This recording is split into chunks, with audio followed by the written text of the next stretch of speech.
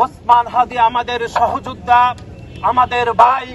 বাংলাদেশ জাতীয়তাবাদী ছাত্রদল জুলাই এবং আগস্টে সে গণ অভ্যুত্থানের শক্ত অংশীদার হিসেবে 142 জন নেতাকর্মী যে সংগঠনের শহীদ হয়েছিল, সেই শহীদদের কাতারে শহীদ ওসমান হাদি ইনশাল্লাহ ঠাঁই পাবে বলে আমরা মনে করি।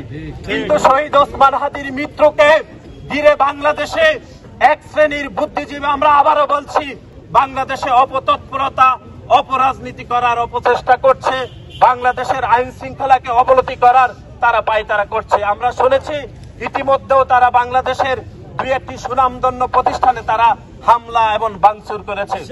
আমরা মনে করি এই অপতৎপরতা বাংলাদেশকে পিছিয়ে দেওয়ার শামিল, এই অপতৎপরতা বাংলাদেশকে একটি গণতান্ত্রিক রাষ্ট্র থেকে আবারও সেই পুরনো অগণতান্ত্রিক ধারায় ফিরে নেওয়ার এক ধরনের অপচেষ্টা।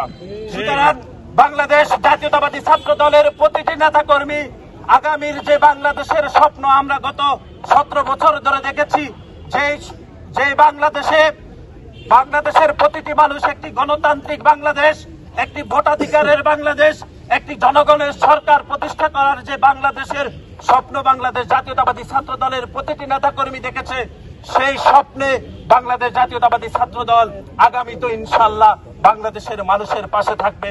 সেজন্য